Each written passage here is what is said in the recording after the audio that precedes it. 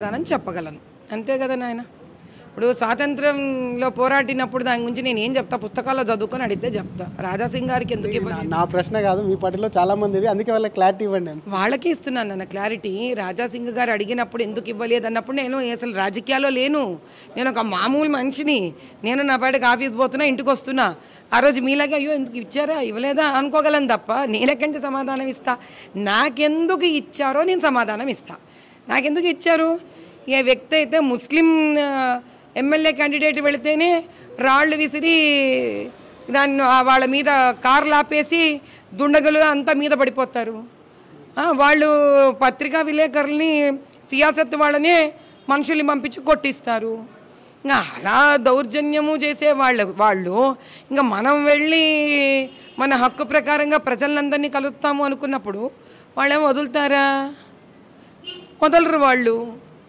కాబట్టి అందులోనే అర్ధరాత్రి అపరాత్రి ఎప్పుడంటే అప్పుడు ఎవరిండ్లకండి ఎక్కడ వీధులంటే ఆ వీధులకే మేము వెళ్ళిపోతుంటాను. ఇప్పుడు జంత ఎందుకు నిన్న చార్మినారే ఉంది, వెళ్ళిపోయాను నేను. రాత్రి వెళ్ళిపోయాను నేను, ఆడ కాలిపోయింది, వెళ్ళి పరామర్శించాను నేను. ఇలా మేము ధైర్యంగా వెళ్ళేటప్పుడు వాళ్ళు ముస్లింలనే వదిలిపెట్టరు. క్యాంపెయినింగ్కి వస్తే ఇక మమ్మల్ని వదిలిపెడతారా వాళ్ళు? అంతే, అందుకే ఇచ్చారు. Simple as that. కేటీఆర్కు సంబంధించి కొన్ని వ్యాఖ్యలు మోడీ మీద చేశారు. ఒక పక్క గుంపు మేస్త్రి అని, అంటే తాపి మేస్త్రి అని ఒక పక్క, గుంపు మేస్త్రి అని ఒక పక్క కూడా పోలుస్తున్నారు. కేటీఆర్ వ్యాఖ్యలు ఎట్లా చూస్తారు మీ మోడీని? తాపీ మేస్త్రి అని మోదీ గారిని అన్నారు. అవును, మరి ఇక్కడ ఒక గుంపు మేస్త్రి ఉన్నాడు, అక్కడ ఒక తాపి మేస్త్రి ఉన్నాడు అన్నట్టు ఆ వ్యాఖ్యలు చేశాడు. అవును, నిజంగానే ఆయన మేస్త్రి, దేశాన్ని కట్టే మేస్త్రి. ఆయన తెలిసిచ్చాడో తెలియకిచ్చినాడో కేసీఆర్ మా మోదీ గారి గురించి. ఒక మేస్త్రి బిల్డింగ్ని కడతాడు, ఒక మేస్త్రి స్కూల్ కడతాడు, ఒక మేస్త్రి హాస్పిటల్ కడతాడు, ఒక మేస్త్రి న్యాయస్థానం కడతాడు. మా మోదీ దేశాన్ని కడతారు. ఏది ఇచ్చినా కానీ బాగానే తెలియకుండా ఇచ్చిండు, కానీ నాలుక జారో నోరు జారో బాగానే ఇచ్చిండు కేసీఆర్. మా మోదీ గారి నిజమైన మేస్త్రి, దేశాన్ని కట్టే మేస్త్రి. అయోధ్యకు అంత ఆయన కట్టి ఆ దేశంలోనే ఉన్నాడు. కేసీఆర్ కూడా మర్చిపోద్దని చెప్పండి.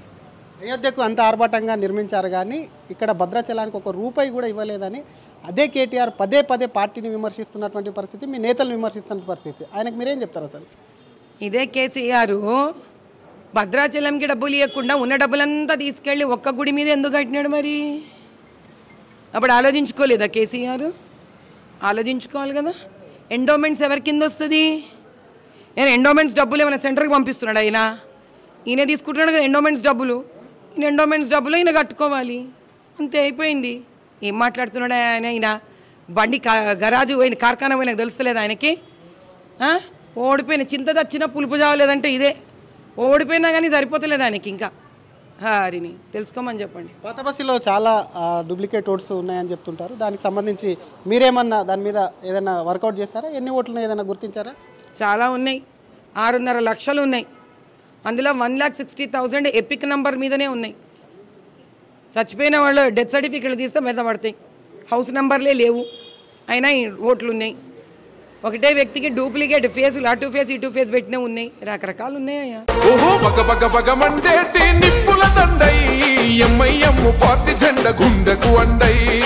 మాధవలత గారు, మీరు బాగా తిరుగుతూ ఉన్నారు, చూస్తూ ఉన్నాము, అసలు రెస్ట్ లేకుండా. ఎటువంటి సమస్యలు మీ దృష్టికి ప్రధానంగా తీసుకొస్తున్నారు అక్కడ నుంచి?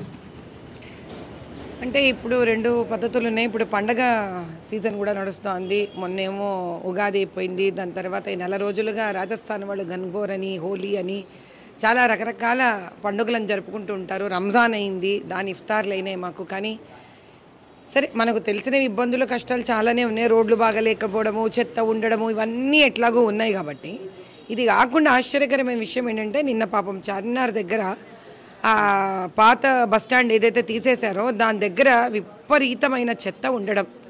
పాపం అక్కడ 2 హిందూ కుటుంబాలు, 2 ముస్లిం కుటుంబాలు, ఇద్దరూ కూడా రాత్రి మెటీరియల్ పెట్టుకొని మరుసటి రోజు రంజాన్ టైంకి పాపం నగలు తాకట్టు పెట్టుకొని, అన్నీ తాకట్టు పెట్టుకొని స్ట్రీట్ వెండర్స్ పెట్టుకొని వెళ్తే ఎవరో అక్కడ సిగరెట్ విసిరేయడం, దాని చేత అక్కడ లేదా షార్ట్ సర్క్యూట్ అయిందో అక్కడ ఉండే చెత్త అంతా కాలిపోయి వాళ్ళ 4 షాప్స్, అంటే ఆ పెట్టుకున్న చిన్న షెడ్డు, బట్ట పెట్టుకున్న మొత్తం అంతా శుభ్రంగా కాలిపోయింది. చాలా బాధ అనిపించింది. ఎందుకంటే వీళ్ళు ఇదివరకు జిహెచ్ఎంసీ నుంచి కూడా వీళ్ళు వాళ్ళకి షాపులు ఇప్పిస్తామనే వాగ్దానం కూడా అప్పట్లో చేయడం జరిగింది వీళ్ళందరికీ. అది ఎక్కడ ఇప్పటివరకు జరగకపోవడం చాలా దయనీయ స్థితి. నేను నిన్న హడావిడిగా రాత్రి వెళ్ళాను, వాళ్ళని పరామర్శించిన తర్వాత ఈరోజు కూడా వాళ్ళని పిలిపించి నేను కాస్త డబ్బులు ఇవ్వడం జరిగింది పాపం. ఎందుకంటే రంజాన్ పండగ, అటు పక్కన హిందువులు కూడా భోజనానికి లేకుండా ఉన్న డబ్బులన్నీ వాళ్ళు ఇచ్చేయడం జరిగింది కాబట్టి. సో ఇది చాలా బాధాకరమైన విషయం ఏంటంటే అలా కాలిపోవడము, పాపం వాళ్ళు దిక్కు లేకుండా రోడ్డు మీద పడడం, వాళ్ళ మొత్తం మెటీరియల్ అంతా కాలిపోవడం. వాళ్ళు వెళ్ళి కంప్లైంట్ ఇచ్చేస్తే కూడా దానికి ఇంకా ఎఫ్ఐఆర్ రాయలేదంట. రేపు పొద్దునే వెళ్ళి వాళ్ళకి ఎఫ్ఐఆర్ రాసారా లేదో నేను వెళ్ళి కనుక్కోబోతున్నాను, అడుగుతాను, చూపించమని నేను ఖచ్చితంగా ప్రశ్నిస్తాను. రేపు అక్కడికి వెళ్తున్నా పోలీస్ స్టేషన్కి. మాధవీలత గారికి మోడీ గారు ట్వీట్ చేశారు, అందరం చూసాం. మరోపక్క మోడీ కాల్ చేశారా, మాట్లాడారా? ఆ ట్వీట్ చేసినప్పుడు నిజంగానే ఎట్లా అనిపించింది అసలు? నిజం వారి ట్వీటే చాలా అదృష్టంగా భావిస్తున్నాను నేను. ఆయన ట్వీట్ చేయడం అంటే మాట్లాడడంతో సరిసమానమైన విషయం అది. అంత బిజీ షెడ్యూల్లో పెట్టుకొని కూడా ఆయన ఒక వ్యక్తిగా నేను వెళ్ళి ఆప్కా అదాలత్లో నేను మాట్లాడిన దాన్ని ఆయన ప్రశంసించడం, ఆ నిజాన్ని నేను నిర్భయంగా ఎలా చెప్పగలిగానో అంతే పెద్ద మనసుతో ఆయన పెద్దరికంగా ఒక పెద్దన్నలాగా దాన్ని ప్రశంసించడం చాలా నా అదృష్టంగా భావిస్తున్నాను.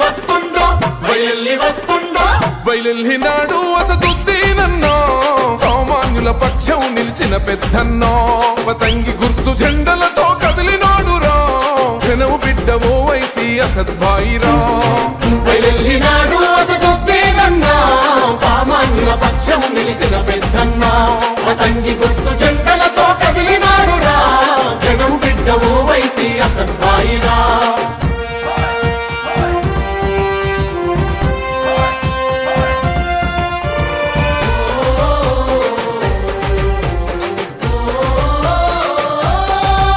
ఫిరోజ్ ఖాన్ వ్యాఖ్యలు చూసుంటారు. లోపాయికార ఒప్పందం అయింది, ఎంఐఎంతో అసదుద్దీన్ను గెలిపించడమే లక్ష్యంగా కాంగ్రెస్ పనిచేస్తుందన్నటువంటి వ్యాఖ్యలు ఆయన చేయడం మీరు ఎట్లా చూస్తారు అసలు? ఒక రకంగా ఫిరోజ్ ఖాన్ కూడా అంత నిర్భయంగా మాట్లాడడం నాలాగే మాట్లాడుతున్నాడేమో అనిపించింది. కానీ దౌర్భాగ్యం ఏంటి అని అంటే, ఏ రజాకారులు అయితే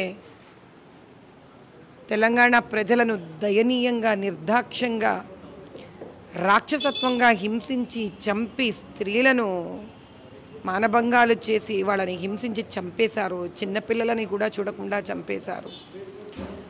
అటువంటి వాళ్లకు, అటువంటి వారసత్వం తీసుకున్న వాళ్లకు కాంగ్రెస్ గవర్నమెంట్ సపోర్టు చేయడం అనేది మనసుకి నొప్పికరంగా ఉందేమో తెలంగాణ ప్రజలకు అనిపిస్తోంది నాకు. అంటే జీవితంలో ఒక పార్టీ ఇంకో పార్టీ కలిసిపోవడము, వాళ్ళ స్వార్థం చూసుకోవడం ఒకటేనా? పాలిటిక్స్ అంటే ప్రజల కోసం కాదా? ప్రజల భావాల కోసము, వాళ్ళ చరిత్ర కోసము ఒక గౌరవము అనేది లేదా? బతుకమ్మ పండుగని ఇష్టం వచ్చినట్టు నోటికొచ్చినట్టు కారు కూతలు మాట్లాడే అసదుద్దీన్కి సహాయం చేయడం ఏంటి? కలిసిపోవడం ఏంటి? ఏ కాన్స్టిట్యువెన్సీలో అయితే ఆ వ్యక్తి నిలబడుతున్నాడో అక్కడ ఎంతమంది హిందువులను హింసించాడు అతను, ముస్లింలను హింసించాడు.